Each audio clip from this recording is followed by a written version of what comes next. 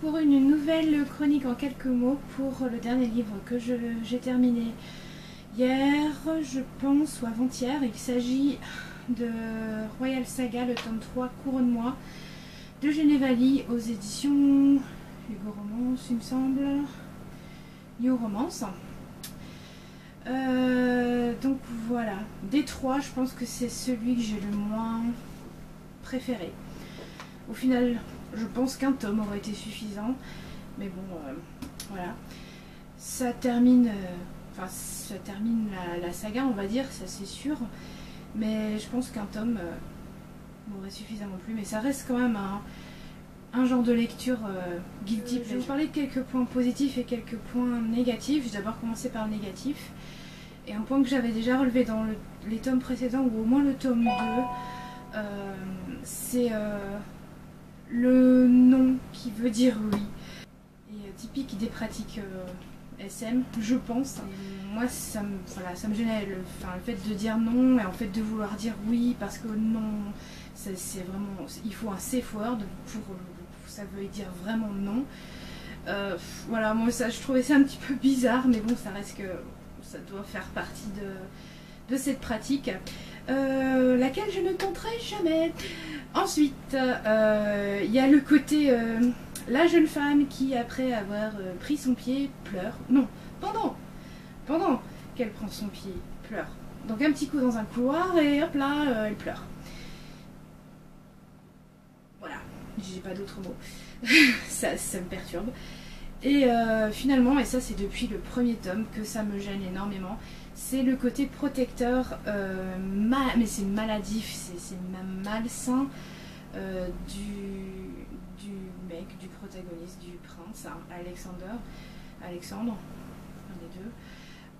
C'est vraiment maladif, son besoin de protéger, et c'est d'une manière vraiment très malsaine. Et le fait que de l'autre côté, la jeune femme en question qui est toujours protégée, ça la saoule, mais elle laisse faire quand même ça. Parce qu'au final, elle est absolument dépendante, d'une manière malsaine aussi, de cet homme. Alors, je crois que c'est le gros problème que j'ai avec cette saga. C'est le côté protection, dépendance malsaine entre les deux protagonistes. Ça me gêne énormément. Après, il y a quelques côtés positifs, les scènes de sexe sont plutôt bien écrites. Et côté point positif aussi, je vais remonter quand même sur deux personnages qui déjà depuis les tomes précédents me plaisaient pas mal. C'est la meilleure amie de Clara, non, c'est Clara, qui s'appelle Belle et qui au fur et à mesure des tomes prend de plus en plus d'importance.